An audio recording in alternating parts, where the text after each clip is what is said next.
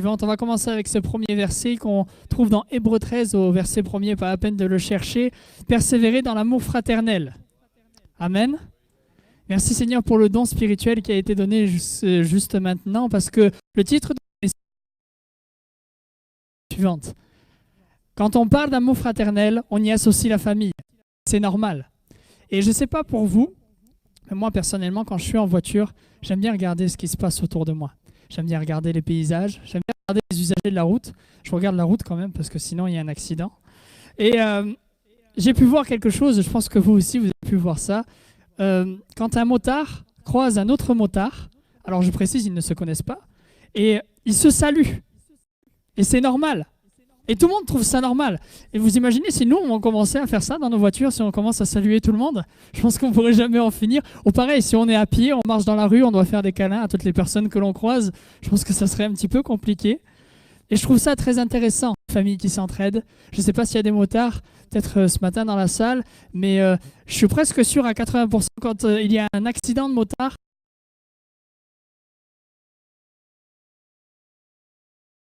parce que finalement, c'est important pour lui. Et elle donne envie d'en faire partie. Je ne sais pas vous, mais moi personnellement, quand je vois ça, autant d'amour, autant de respect, j'ai envie de passer le permis moto, de m'acheter une moto, d'aller sur la route et de dire salut à un motard. Pas vous? C'est la même chose avec les chauffeurs poids lourds. On voit ça aussi avec les membres d'une même équipe de sport. Je ne sais pas si vous avez déjà vu un reportage sur les Bleus.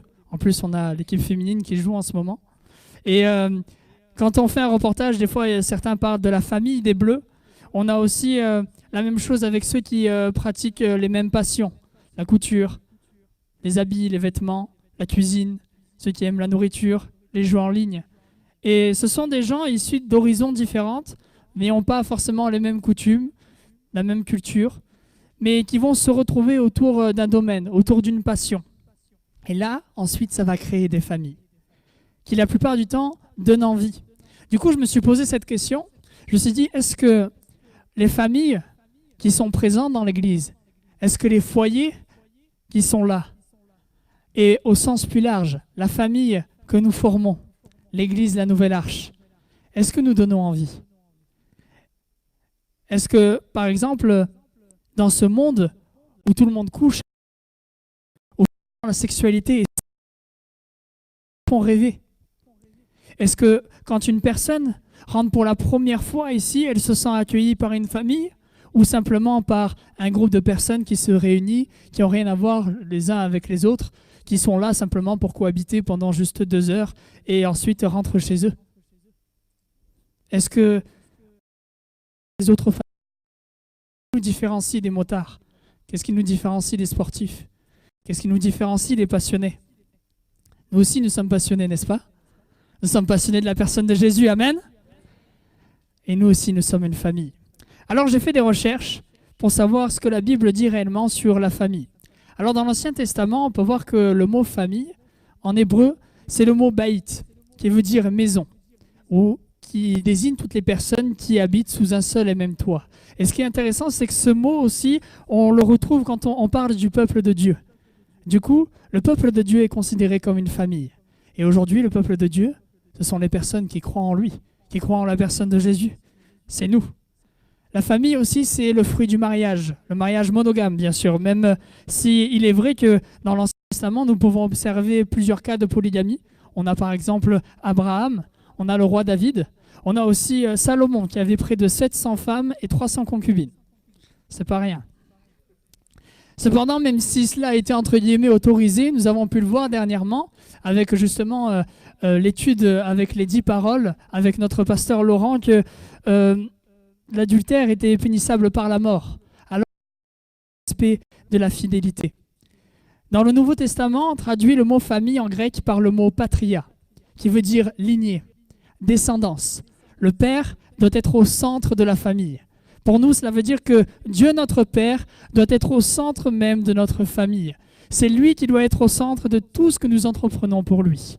La famille dans le Nouveau Testament n'est pas simplement le schéma moderne que nous connaissons. Ce n'est pas simplement papa. Il y a plus. Il y a aussi les serviteurs, il y a aussi les amis qui font partie de la famille. Et j'aimerais ce matin que nous puissions découvrir ensemble ce que Dieu attend de nous en tant que famille, ce qu'il attend de nous en tant que mari, en tant que femme, en tant qu'enfant dans notre foyer, et aussi, comme je vous ai dit tout à l'heure, au sens plus large, ce qu'il attend de nous, la famille, la nouvelle arche, la famille de Dieu. Amen. Je vous invite sans plus tarder à ouvrir vos Bibles. On peut passer à la diapo suivante dans Colossiens. Non, finalement, on retourne en arrière, excuse-moi. En Colossiens chapitre 3, verset 18 et au verset 20. Colossiens chapitre 3.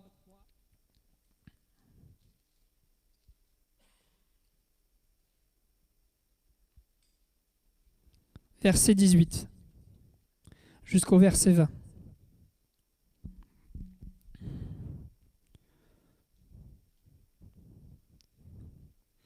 Colossiens chapitre 3, verset 18.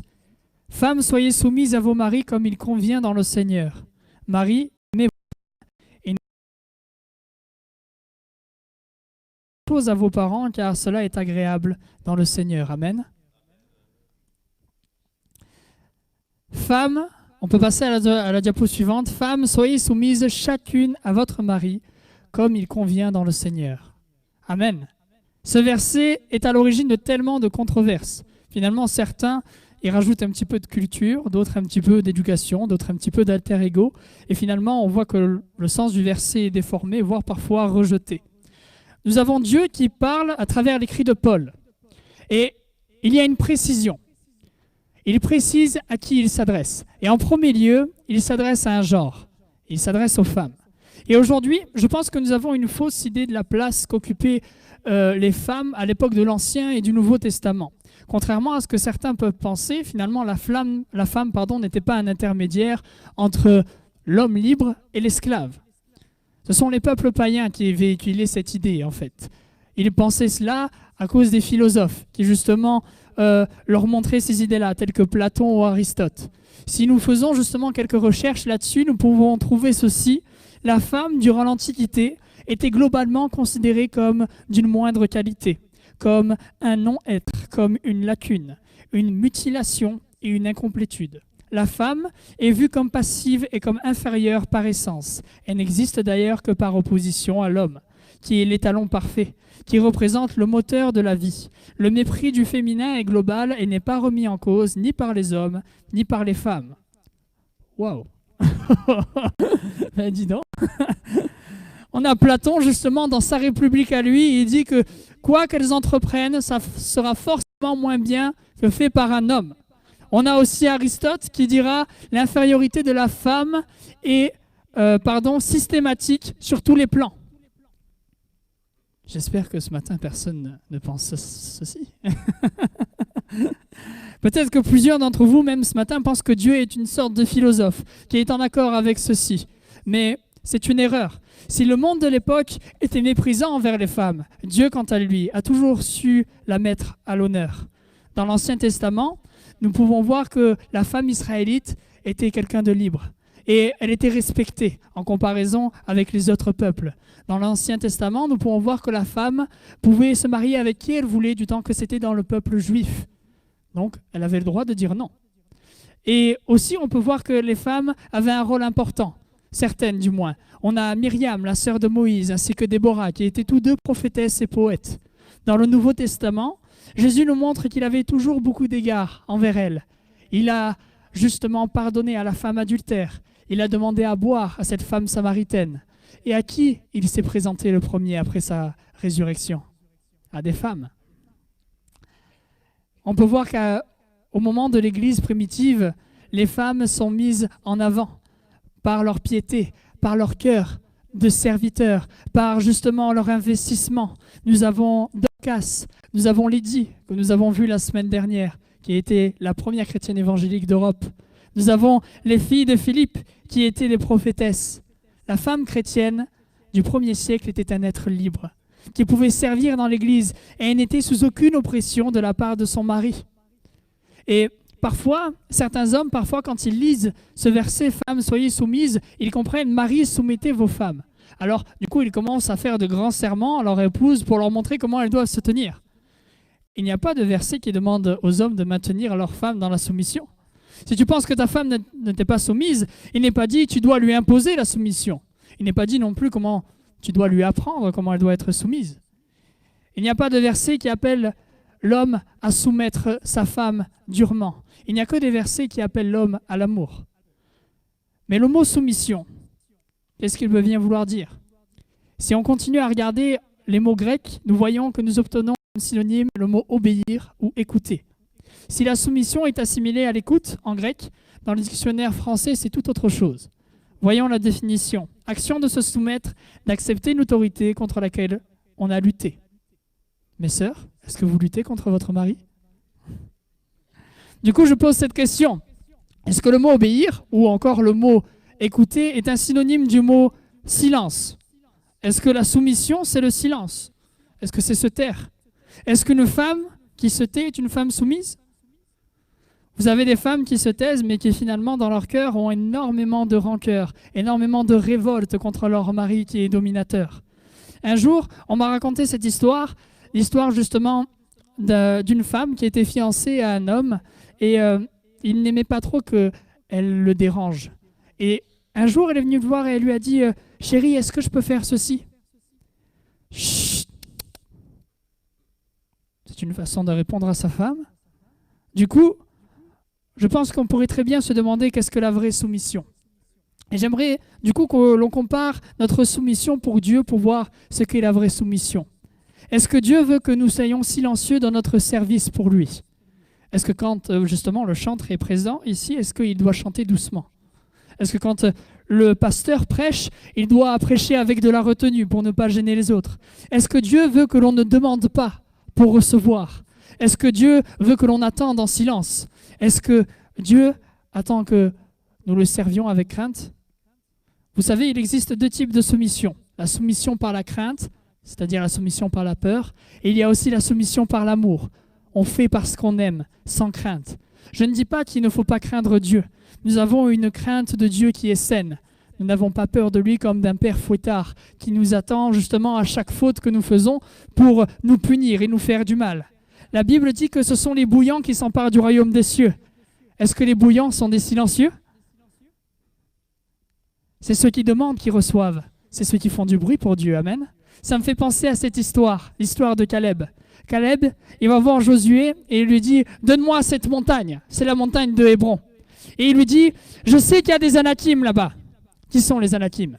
Les Anakim, ce sont des géants. On a le frère Zolésio qui a levé la main, c'est rigolo.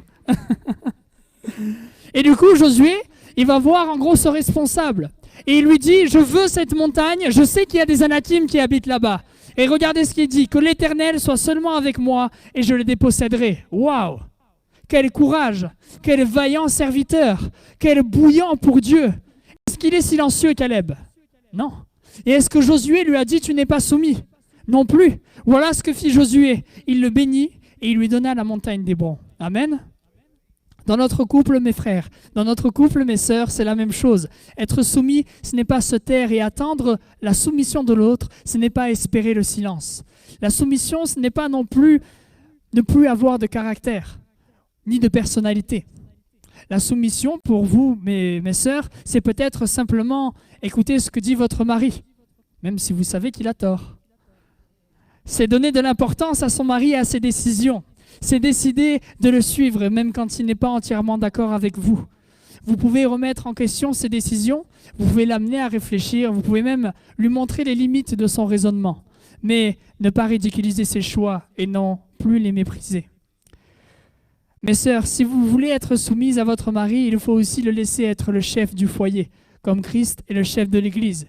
Dieu a déjà mis quelqu'un à cette place. Tant mieux pour vous, n'est-ce pas? Comme ça fait peut-être quelque chose en moins à penser. Vous n'avez pas besoin de vous encombrer la tête avec certaines décisions à prendre, que votre mari pourra très bien prendre à votre place, parce qu'il pourra encaisser les coups, parce que ce sera quelque chose pour laquelle il pourra trancher plus facilement. Vous pouvez voir aussi qu'il y a une autre précision dans ce verset. Il est dit à son mari. La femme n'est pas soumise à tous les hommes de la terre. Certains hommes se croient supérieurs aux femmes. Ils entendent dans la soumission supériorité. Et quand ils lisent « Femmes, soyez soumises à vos maris », ils entendent « Toutes les femmes sont soumises à tous les hommes ». Est-ce que mon frère, tu regardes les femmes avec supériorité, comme si Dieu t'avait créé au-dessus d'elles? Est-ce que finalement, tu as du mal avec une femme qui est responsable d'un service? Est-ce que tu es mal à l'aise avec cela? Est-ce que tu as peur de te soumettre à une femme? Il y a ce verset dans l'Épître aux Éphésiens, soumettez-vous les uns aux autres. Il n'est pas dit soumettez-vous les unes aux autres. Il est dit soumettez-vous les uns aux autres, sans précision d'âge, de sexe ou même d'année de conversion. Parce que quelqu'un pourrait venir et dire moi j'ai fait 10 ans dans ce service, j'ai fait ceci, j'ai fait cela, on me doit le respect et on me doit aussi la soumission. La Bible dit on se doit tous la soumission les uns aux autres. Tous. Paul ajoute toujours dans la même épître, le mari est le chef de sa femme. Il n'est pas dit de toutes les femmes. Les femmes dans l'assemblée doivent recevoir exactement le même respect que les hommes, parce que les femmes font partie du corps de Christ. Amen. Donc si on méprise un membre du corps, c'est le corps que nous méprisons tout en entier. Personne ne peut dire « Alain, tu es moins important que moi à cause de ton sexe, à cause de juste ses origines ou même de sa situation sociale, de son savoir ou de ses années de conversion. » J'aime énormément ce verset dans Galates 3 au verset 27. « Vous tous qui avez été baptisés en Christ, vous êtes revêtus de Christ. Il n'y a plus ni juif ni grec, il n'y a plus ni esclave ni libre, il n'y a plus ni homme ni femme, car vous êtes tous en Jésus-Christ. » Amen. Pour finir ceci, j'aimerais vous dire, soyons meilleurs que le monde dans nos relations mari-épouse. Nous avons pu voir dans l'Ancien Testament et aussi dans le Nouveau Testament que le peuple de Dieu était meilleur que le monde. Ils avaient réussi à mettre les femmes à justement une place plus importante que les peuples païens.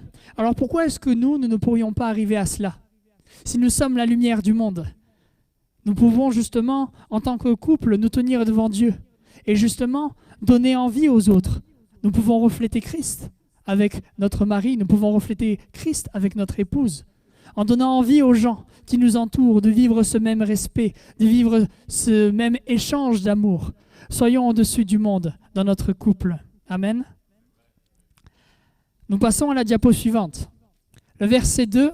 « Marie, aimez chacun votre femme, et ne vous aigrissez pas contre elle. » Nous lisons « Marie, aimez ». Mais de quel amour parlons-nous? La Bible n'a pas été écrite en français comme nous avons pu le voir tout le long de la prédication. Et pour parler de l'amour, il y a plusieurs mots parce qu'il y a plusieurs degrés d'amour.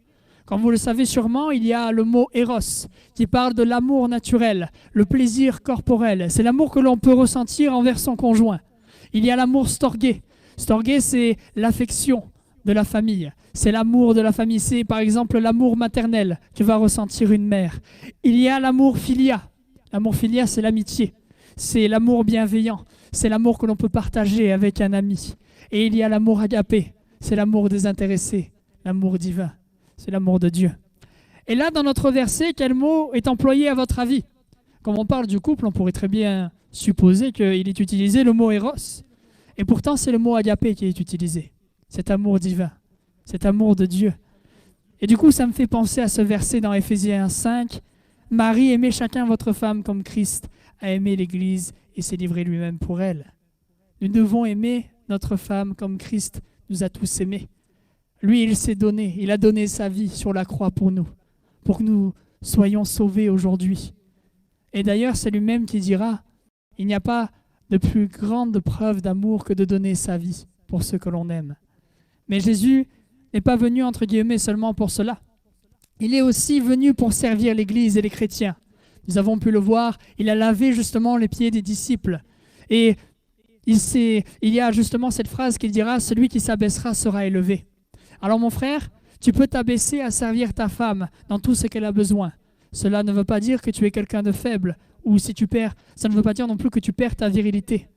Certains leaders ont du mal à faire les petites tâches. Ils pensent que justement parce qu'ils sont arrivés à un rang de chef, ils ne font plus les basses besognes. On a par exemple certains chefs à la maison qui refusent de toucher à la vaisselle, alors que la femme travaille aussi.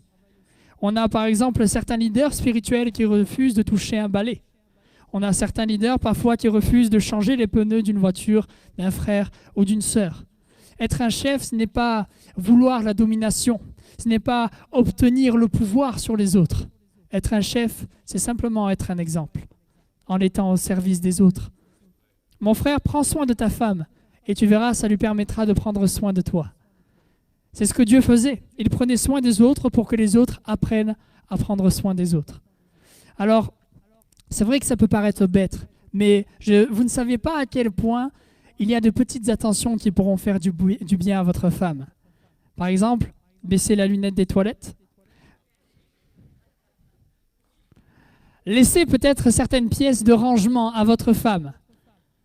Vous avez pu voir que les femmes et les hommes, on a des façons de ranger qui sont bien différentes. Les femmes sont plus minutieuses, les hommes beaucoup moins. Que nous puissions justement leur faire ce cadeau et répondre à leurs attentes. Est-ce qu'aussi dans l'Église, nous avons envie de prendre soin les uns des autres, ne pas dire une phrase qui peut être blessante, faire ce que l'autre attend même si nous n'avons pas la même façon de fonctionner? Est-ce que les responsables des services, et là je parle en premier à moi-même, est-ce que nous sommes dévoués avec les personnes avec qui nous travaillons? Est-ce que nous leur montrons de l'amour, du dévouement, de la douceur? Dans l'amour, il y a aussi la protection. Christ est venu pour nous protéger, n'est-ce pas? Jésus est le bon berger. L'Éternel est mon berger, je ne manquerai de rien. Il me fait reposer dans de verts pâturages. Sa houlette et son bâton me rassurent. Donnons la sécurité que nos femmes attendent, une sécurité émotionnelle.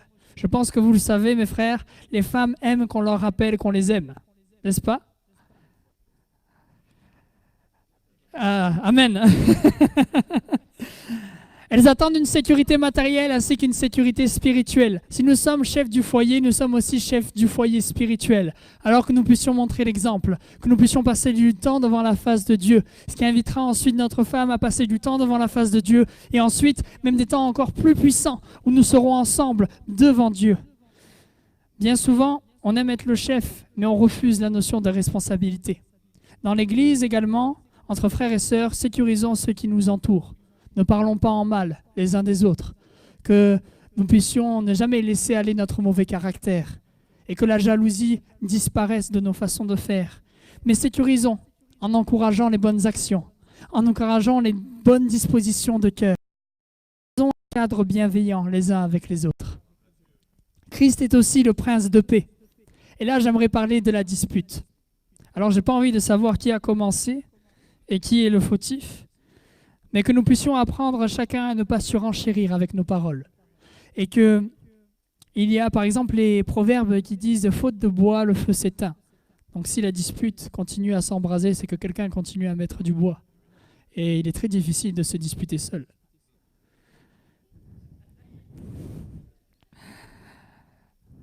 Dieu veut que dans notre relation avec notre épouse, ça ne soit pas explosif. Il ne veut pas que quand vous rentrez à la maison, il n'y ait pas une ambiance électrique.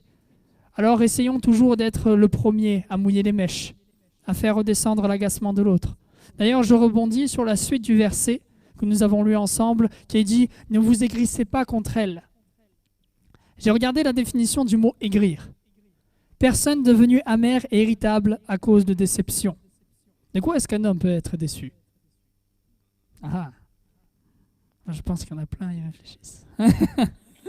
Un homme pourrait très bien dire « Ah, c'est pas les bons plats de ma mère, ça. Hein? Tu as dépensé tout ça? Je ne pensais pas que tu me prendrais autant la tête. » Pour ne pas s'aigrir, il faut pardonner. Pardonner régulièrement, tous les jours, plusieurs fois par jour. Apprenons justement l'un l'autre à demander pardon, parce que c'est tellement plus facile de se réconcilier quand il y a des excuses des deux côtés.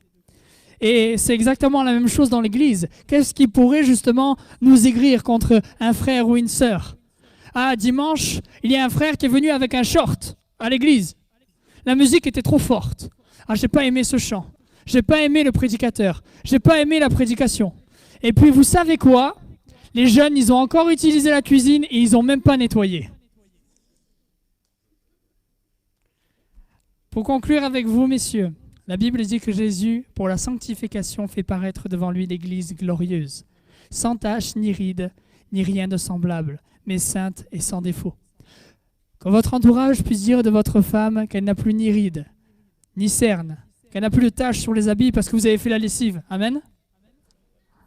Plus sérieusement, que l'on puisse dire qu'elle est une fidèle disciple de Jésus, qu'elle qu'elle fasse des louanges de son mari, qu'elle ait une oreille attentive pour son conjoint, une personne qui est à ses côtés comme une aide, et non pas quelqu'un qui s'oppose sans cesse à lui. Si chacun fait des efforts, il n'y a plus de disputes et plus de tristesse. Maintenant, le dernier verset, diapo suivante. Enfants, obéissez en tout à vos parents, car cela est agréable à votre Seigneur. Amen. Alors maintenant, si tu es un ado, si tu es un jeune, et pour toi. Alors je vais 3 petits trucs. Ton téléphone, si tu peux lâcher ta console, si tu peux lâcher justement l'oreille de ton voisin, et viens sur le devant, on va parler de 3 minutes. Non, je rigole, reste assis. Hein.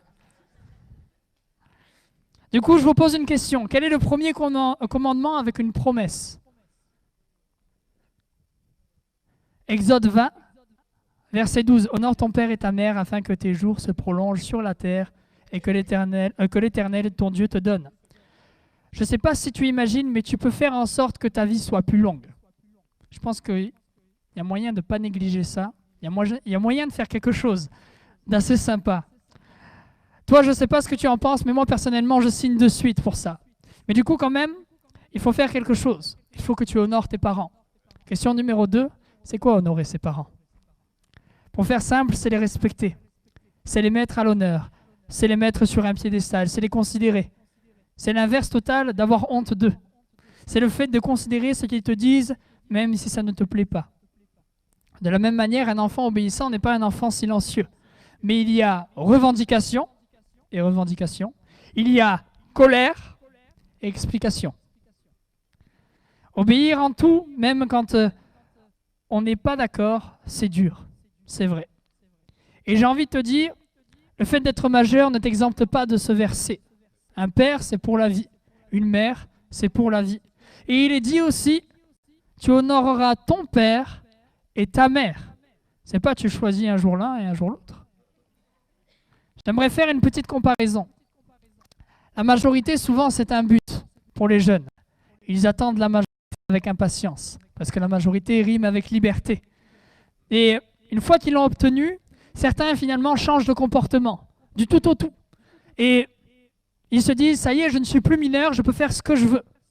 Et il y a liberté avec excès. Et même, j'ai envie de dire, il n'y a plus de respect envers les parents. Et vous imaginez si on faisait exactement la même chose avec Dieu? J'en parlais justement avec le groupe de maison le mardi soir. Imaginons qu'un chrétien demande au Seigneur, j'ai envie de rentrer dans tel service. Ou alors, j'ai envie de recevoir le baptême du Saint-Esprit. Merci Seigneur, il le reçoit. Et du coup, sa réaction, c'est, je m'arrête là. Je suis arrivé au bout de tout ce que je pouvais entreprendre avec Dieu. C'est fini. Je ne vais pas plus loin. Nada. Et du coup, tu te refroidis. Et finalement, tout ce que tu pouvais entreprendre avec Dieu s'arrête là. Mais ça ne marche pas comme ça. Déjà, premièrement, quand on reçoit quelque chose de Dieu, il faut être reconnaissant. Il faut dire merci, c'est la moindre des choses. C'est comme par exemple quand tes parents te donnent un ticket resto pour aller au McDo. Là, tu dis merci. Et puis ensuite, tu ne t'arrêtes pas. Tu demandes plus et tu veux essayer de faire plus pour ton Dieu, pour continuer à avancer, pour découvrir de nouvelles facettes de sa personnalité, pour comprendre ce que Dieu veut faire avec toi, pour comprendre exactement le service dans lequel il t'appelle, pour comprendre exactement ce que Dieu veut faire de ta vie. Nous avons ce verset dans Philippiens chapitre 3 au verset 12. Ce n'est pas que j'ai remporté le prix ou que j'ai déjà atteint la perfection, mais je poursuis ma course afin de le saisir, puisque moi aussi j'ai été saisi par le Christ Jésus. Je vais demander aux musiciens si vous voulez bien remonter sur l'estrade, s'il vous plaît. Nous avons Paul qui parle. Il dit, je n'ai pas encore fini la course. Si Paul admet ne pas avoir fini la course, je pense que chacun d'entre nous n'avons pas encore fini. Alors que l'on soit ado, que l'on soit jeune, et que l'on soit aussi moins jeune, continuons à courir vers le but. Continuons à courir vers cette couronne incorruptible. Donc les ados, les jeunes, enfin tous ceux qui ont des parents finalement, honorons nos parents. Je pense qu'ils le méritent. Et puis j'ai envie de te dire, si tu honores tes parents, tu vas faire du bien autour de toi. Et il y a pas mal de monde. Déjà, premièrement, tu vas faire du bien à tes parents. Ensuite, tu vas faire du bien à ton Dieu. Tu vas faire du bien aussi aux jeunes qui vont te voir, aux adultes qui vont te voir, avec ce beau témoignage. et tu vas te faire du bien à toi-même. Je pense que ça fait pas mal de monde, n'est-ce pas?